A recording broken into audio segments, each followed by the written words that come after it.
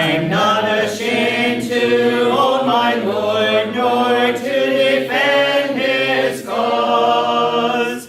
Maintain the honors of his word, the glory of his cross. Hello, I'm James Brown, and on behalf of the East End Church of Christ located in Toronto, Canada, I'd like to welcome you to Monday's edition of Walking Through the Bible, a podcast where we seek to study the Bible and the Bible alone.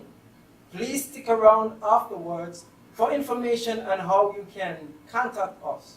But for now, if you have a Bible with you, please go to the book of Genesis, and we'll turn you over to Jeremy Dieselkamp for our study of the day. Thank you, James, and welcome to all of our viewers. This is the 84th lesson in our study of Genesis. On Saturday, we covered Genesis chapter 25, verses 19 to 28, discussing the birth of Esau and Jacob. If you missed that episode and would like to watch it, you can find it and all of our other podcasts on our website at www.eastendchurch.org. You can also find them on our YouTube channel at www.youtube.com/EastEndChurchOfChrist under the Walking Through the Bible Genesis playlist. Today we're going to begin with Genesis chapter 25-29 and read through verse 34. The text that you'll see on the screen is from the English Standard Version, but you're welcome to follow along with any version that you have. So let's now read Genesis 25 beginning at verse 29. Once when Jacob was cooking stew, Esau came in from the field and was exhausted. And Esau said to Jacob, "Let me eat some of that red stew, for I am exhausted." Therefore his name was called Edom. Jacob said, "Sell me your birthright now." Esau said, "I am about to die. Of what use is my birthright to me?" Jacob said, "Swear to me now." So he swore to him and sold his birthright to Jacob. Then Jacob gave Esau bread and lentil stew, and he ate and drank, and rose up and went his way. Thus Esau despised his birthright. At the end of Saturday's episode, we have the birth of Esau and Jacob. They are twins, with Esau being the older twin and Jacob being the younger twin. Esau was a hairy man, hence the name Esau, while Jacob was born holding on to the heel of Esau, hence the name Jacob. As they grew up, Esau became a skillful hunter, while Jacob was a quiet man who dwelt in tents. Then we find something significant in verse 28 that we didn't have time to discuss on Saturday, which was that Isaac loved Esau more than Jacob, because he ate of Esau's game, but Rebekah loved Jacob more than Esau. Favoritism of children by parents only leads to family strife, as will become painfully evident not only in this chapter, but in chapter 27 as well. In today's reading, we find that Jacob was cooking stew.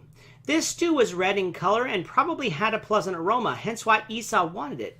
Esau came in exhausted from the field and demanded that Jacob give him some of his red stew, the reason he is also called Edom. We don't read of Jacob preparing this stew for the family to eat, but Esau wanted some anyway, so he demanded it. Now, perhaps jokingly or perhaps seriously, Jacob asked Esau to sell him his birthright as the price of the stew. In Old Testament times, as is found in Deuteronomy 21:17, the birthright was customarily given to the eldest son, entitling him to an extra portion of the inheritance from his father simply for being the eldest son. The way it was calculated was that you'd take the number of children, add 1, then the eldest son would get 2 portions, while the rest of the children would get equal portions of what remained. So in the case of Jacob and Esau, the inheritance would be divided into thirds, and Esau would get 2/3, while Jacob would get 1/3. The birthright is different than the blessing of chapter 27, something that we need to remember. Esau, because he thought he was about to die, didn't see any value in his birthright, so he agreed to sell it. If Jacob asked for the birthright in jest, he must have been shocked, but seeing as how Esau agreed, whatever his initial motives were, he was going to seize this opportunity. To ensure that Esau wouldn't renege, Jacob made Esau swear an oath to him that he would sell the birthright. When we promise something to someone, we should go through with our promises regardless of whether or not we take an oath. But if we take an oath, we'd better abide by the oath. Oaths are taken seriously by God and by mankind, something Esau knew, even though the oath he took was foolish. Esau, having sworn to Jacob about the birthright, receives the lentil stew along with some bread. The chapter concludes by saying that Esau despised his birthright. Why? Because the stew was not more valuable than the extra third of his father's wealthy estate. Esau lived in the here and now with no thought for the future, something he would later come to regret. Now, when examining this story, some people conclude that Jacob sinned by taking advantage of Esau in this chapter. But that's not what we read.